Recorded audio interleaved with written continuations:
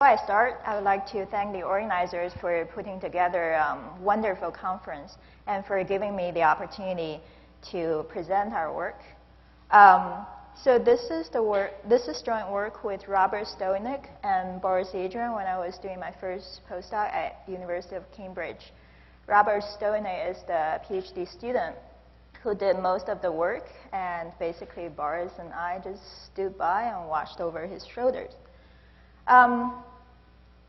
So our aim can be phrased as follows. Is there a pointer I could use?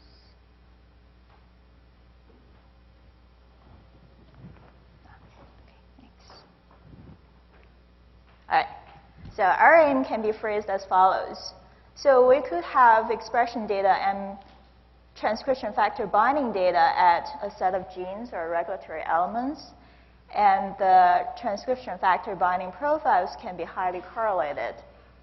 We want to identify causal transcription factors for the expression. So here, I'm going to define causal later. And here we want our causal inference to have the following features.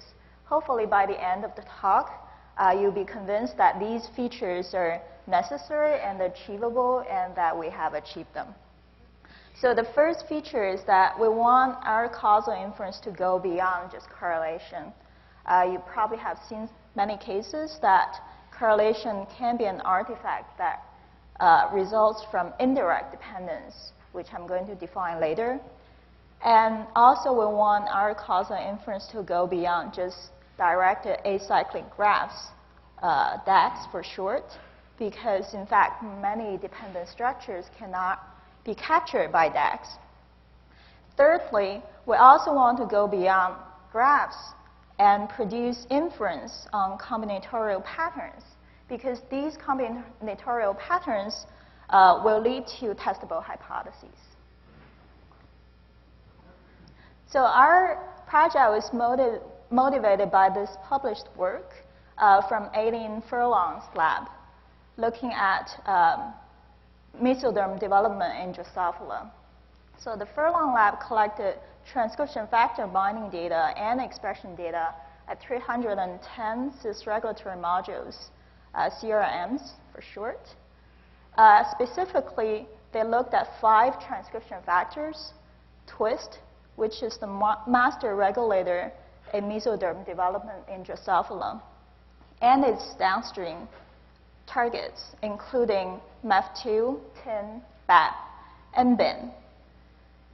We have some general knowledge about the regulatory relationships among these transcription factors, but it was unclear which transcription factors play important roles in which developmental stages.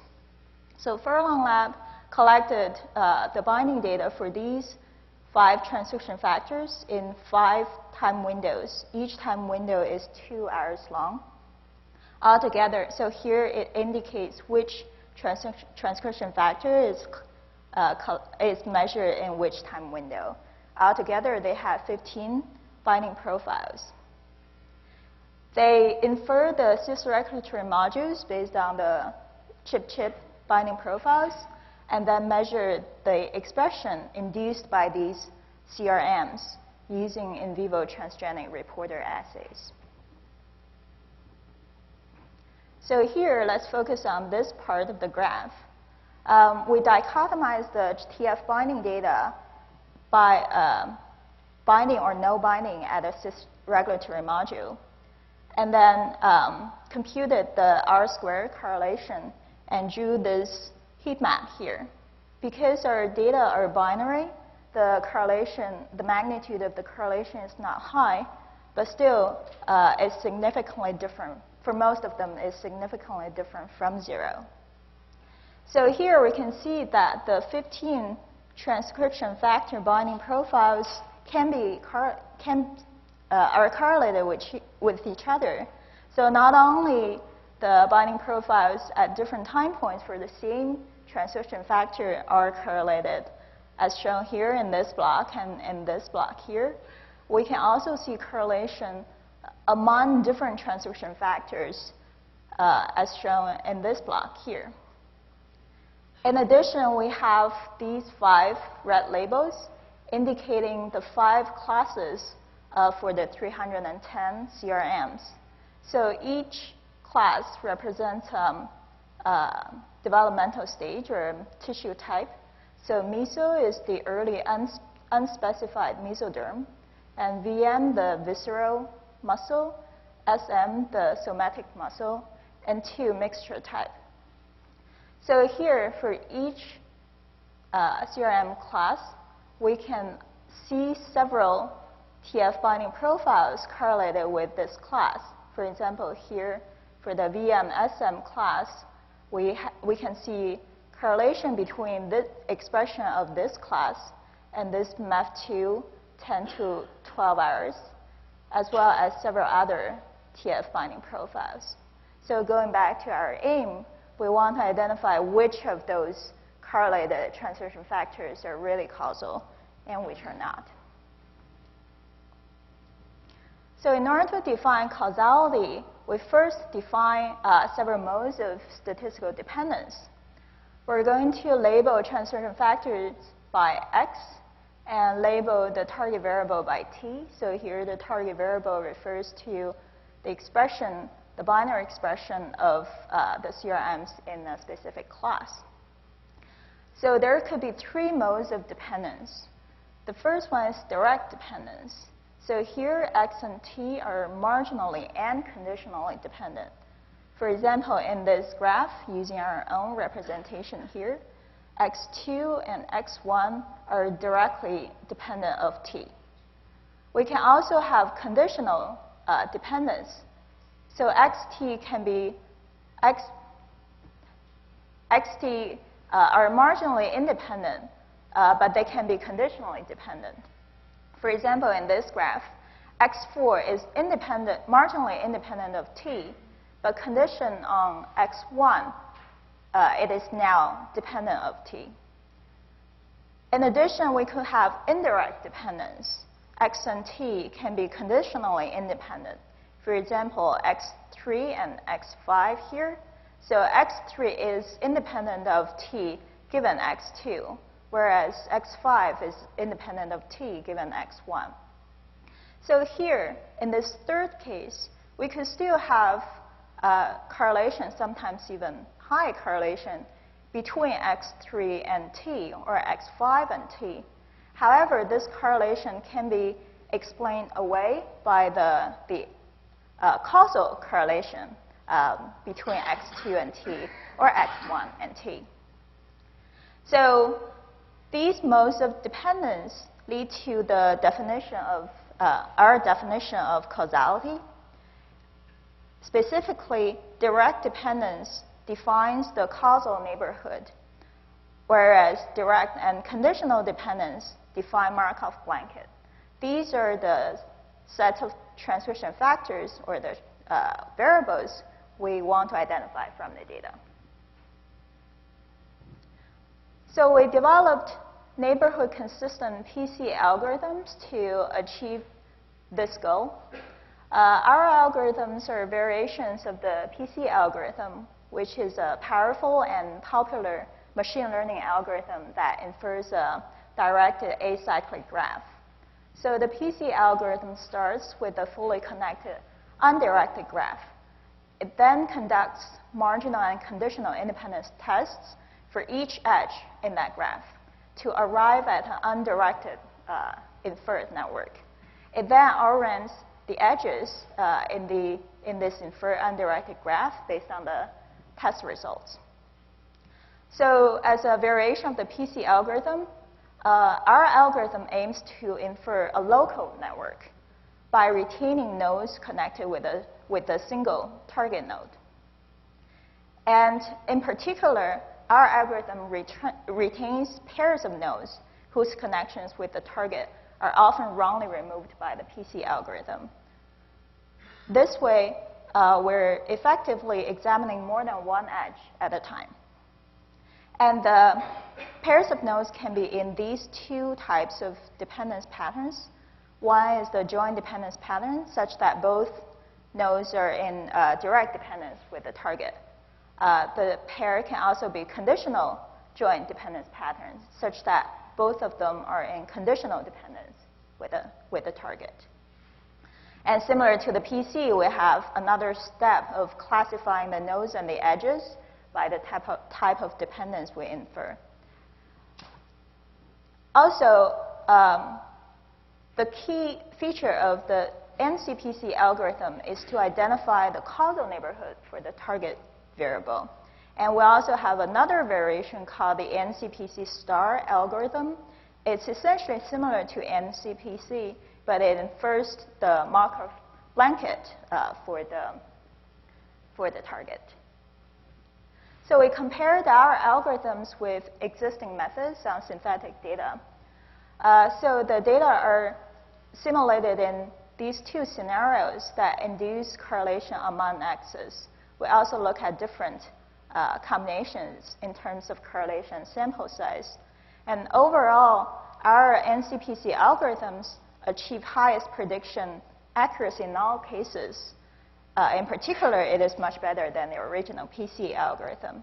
And this superior performance is largely due to including the pairwise dependence patterns.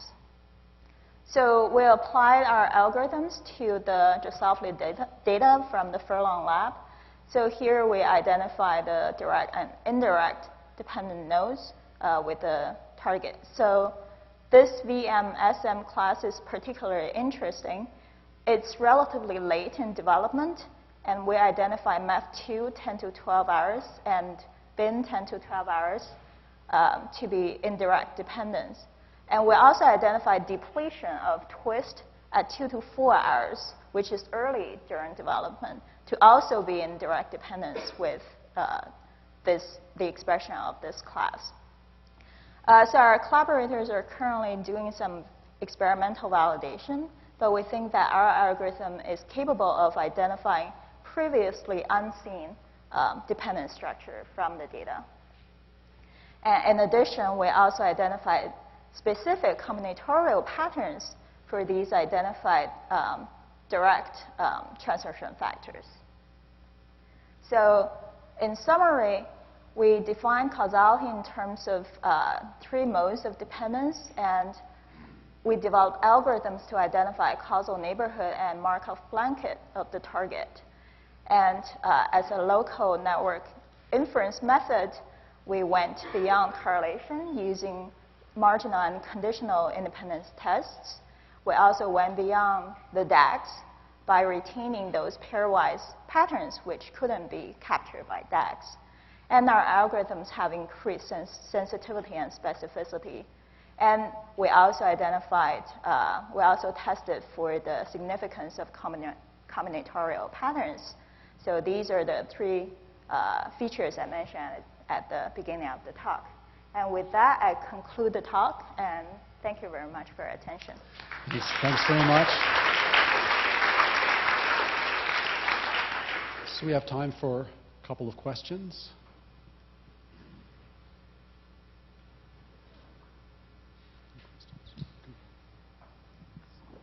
Can you explain why the PC algorithm incorrectly removes edges?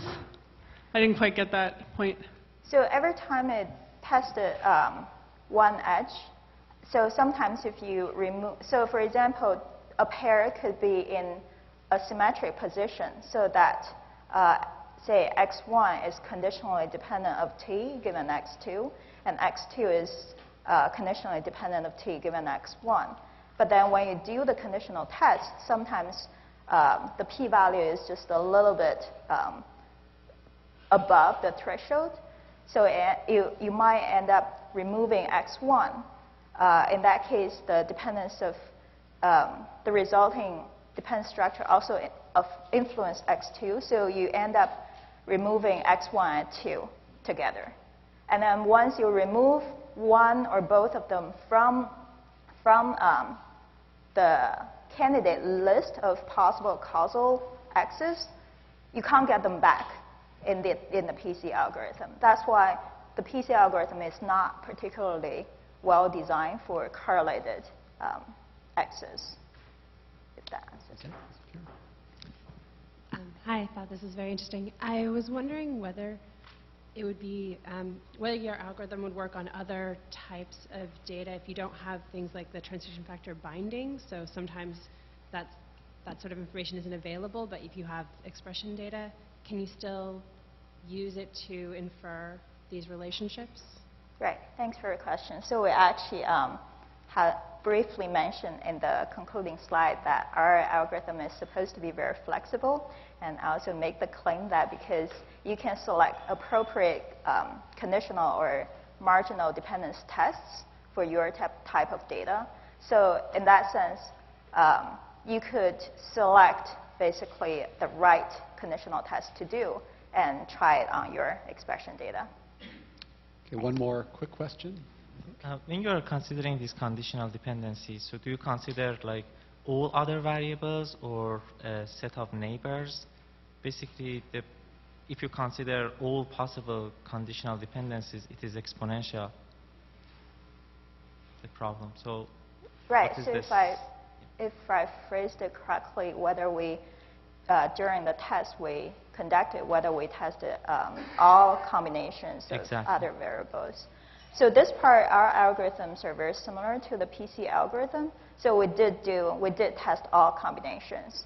And the whole point of the efficiency of our algorithm is to focus on the local network so that we don't have to run into the situation of doing too many tests. I think that's, so yes, we did do all those tests, and because we focus on the local network inference, So and that makes our algorithm efficient. yeah, that's great. So what's the size of the network that this can be done like in a reasonable time? So here we had 15 nodes to infer, and with this algorithm, it was, I think, the runtime was about just a few minutes at most, because we're focusing on the local network and we're conducting a series of conditional independence tests. Okay, let's thank Thank you. Audrey again.